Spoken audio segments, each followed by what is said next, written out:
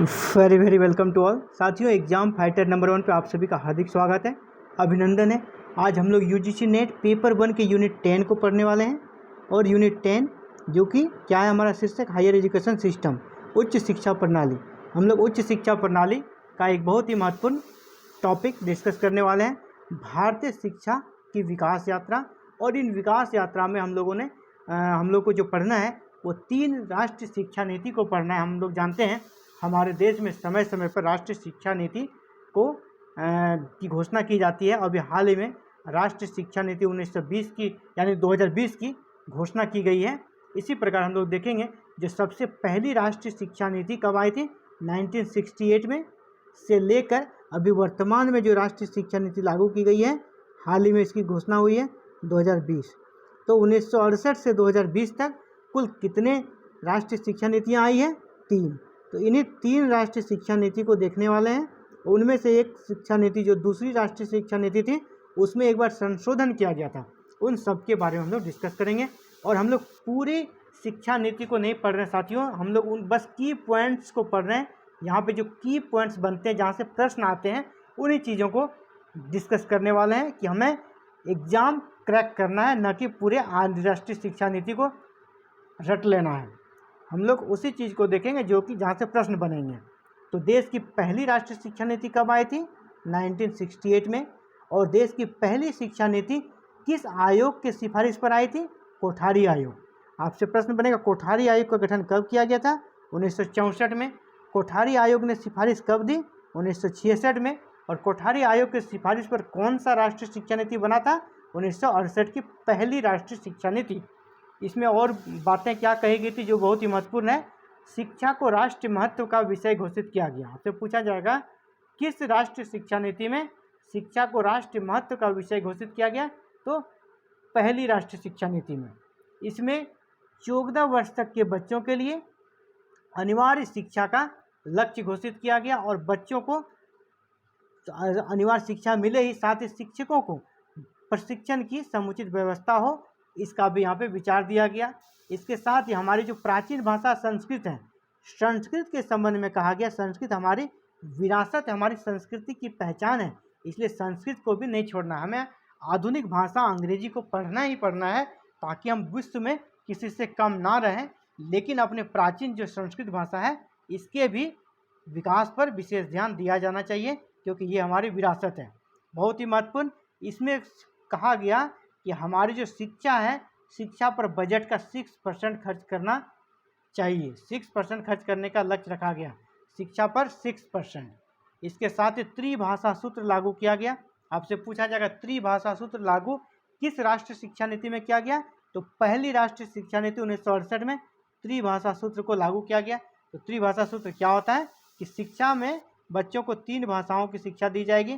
पहला उनकी मातृभाषा, दूसरा देश की राष्ट्रीय भाषा यानी हिंदी, और तीसरा अंग्रेजी, ताकि मातृभाषा को पढ़कर अपनी संस्कृति के साथ जुड़े रहें, राष्ट्रीय भाषा को पढ़कर देश की प्रगति में योगदान दें और देश का नाम रोशन करें, और अंग्रेजी को पढ़कर वो विश्व के अन्य नागरिकों के समान अपने आप को विकसित कर सके। तो ये त्रिभाषा सूत्र का कॉन्सेप्ट किस राष्ट्रीय शिक्षा नीति में आया था? तो पहली राष्ट्रीय शिक्षा नीति में ही आ गया था 1968 में।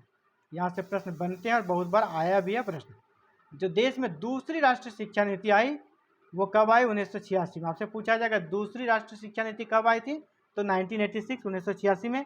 और इस शिक्षा नीति का मेन जो ऑब्जेक्टिव था, उद्देश्य था, वो था कि पहली शिक्षा नीति के बाद शिक्षा में प्रगति तो हुई, शिक्षा का जो दर है, शिक्षितों का जो दर है, लिटरेसी रेट है, उसमें वृद्धि हुई है, लेकिन यहाँ असमानताओं को देखा गया। विशेषकर समाज में महिलाएं, ST SC यानी समाज में महिलाएं, अनुसूचित जनजाति के लोगों को शिक्षा को बराबरी का अवसर नहीं मिला, वो शिक्षा में पिछड़ गए। तो उसको बराबरी का अवसर किस प्रकार उपलब्ध हो, इस पर विशेष जोर दिया गया 1986 के दूसरी राष्ट्रीय शिक्षा नीति में। इसके साथ ही इसमें एक बहुत ही महत्वपूर्ण, और आप देख सकते हैं प्रीवियस में यहाँ से प्रश्न भी आए हुए हैं, ऑपरेशन ब्लैक बोर्ड। प्राथमिक शिक्षा और प्राथमिक स्कूल को बेहतर बनाने के लिए ऑपरेशन ब्लैक बोर्ड को लॉन्च किया गया, और ये बहुत ही इंपॉर्टेंट है एग्जाम के दृष्टिकोण से। आप बिल्कुल याद रखिएगा ऑपरेशन ब्लैक बोर्ड किस राष्ट्रीय शिक्षा नीति का अंग था? तो दूसरी राष्ट्रीय शिक्षा नीति 1986 का बहुत ही महत्वपूर्ण अंग था हमारा ऑपरेशन ब्लैक बोर्ड। इसके साथ इग्नू, इंदिरा गांधी राष्ट्रीय मुक्त विश्वविद्यालय की स्थापना का भी विचार इसी राष्ट्रीय शिक्षा नीति में आई थी 1986 के दूसरी राष्ट्रीय शिक्षा नीति में। इसके साथ ही इसमें कहा गया ग्रामीण भारत में जमीनी स्तर पर आर्थिक और सामाजिक विकास को बढ़ावा देने के लिए ग्रामीण विश्वविद्यालय, विलेज यूनिवर्सिटी स्थापित करने का जो मॉडल दिया था इसी दूसरी राष्ट्रीय शिक्षा नीति में दिया था। ये बिल्कुल यूनिक कॉन्सेप्ट था और यूनिक विचार था। हालांकि ये फलीभूत नहीं हो पाए, लेकिन क्वेश्चन के दृष्टिकोण से आप याद रखिएगा ग्रामीण विश्वविद्यालय का मॉडल किस शिक्षा नीति में दिया गया था, दूसरी राष्ट्रीय शिक्षा नीति में। हम लोग जानते हैं शिक्षा नीति कितना ही अच्छा क्यों ना बने, उसमें कुछ ना कुछ कमी रहती है, और इसीलिए दूसरी राष्ट्रीय शिक्षा नीति 1986 का जो बना था उसको 1992 में संशोधित किया गया। इसमें अमेंडमेंट हुआ राष्ट्रीय शिक्षा नीति 1986 में, और इसको संशोधित करने का जो उद्देश्य था, मेन उद्देश्य था, देश में जितने भी व्यावसायिक और तकनीकी कार्यक्रम कोर्सेज यानी व्यावसायिक और तकनीकी कोर्स के लिए जो अलग अलग प्रवेश परीक्षाएं हो रही थी उसको समाप्त करके एक कॉमन प्रवेश परीक्षा आयोजित करना इसका मुख्य उद्देश्य था। उसके संबंध में विचार दिया गया।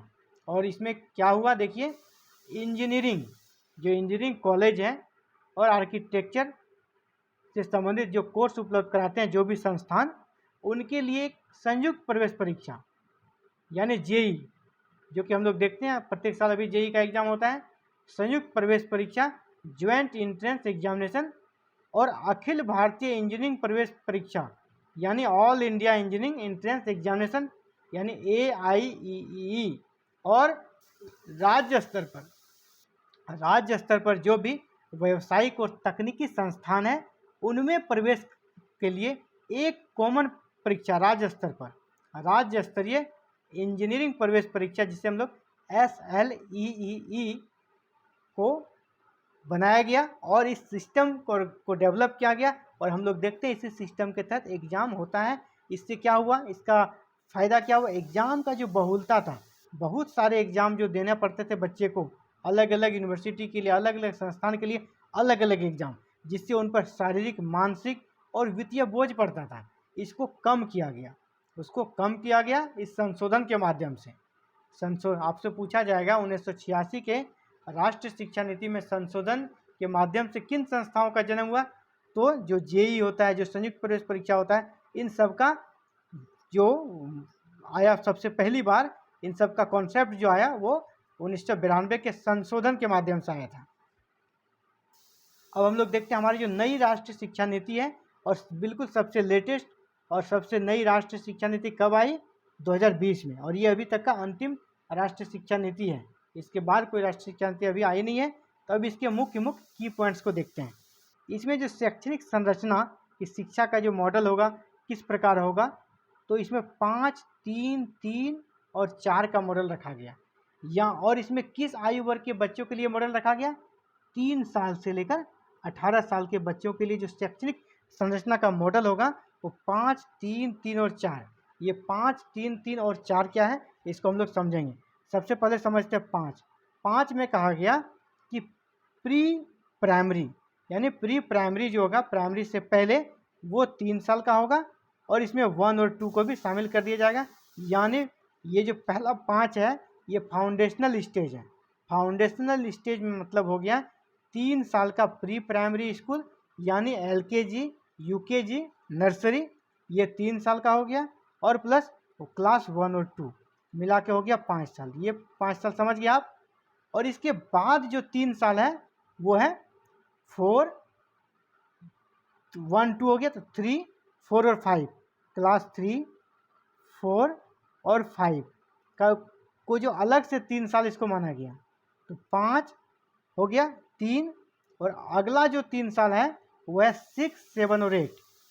नेक्स्ट जो 3 साल दिखाया गया, 3 दिखाया गया, वो 6, 7, 8 को अलग वर्ग में रखा गया, 6, 7, 8 को। इसी तरह लास्ट में जो 4 है हमारा, वो 4 वर्ष क्या है, उस 4 वर्ष में 9th, 10th, 11th और 12th को शामिल किया गया है। तो इस तरह शैक्षिक अलग अलग शैक्षणिक संरचना में बांट दिया गया है। 5 वो संरचना क्या है, 5, 3, 3 और 4।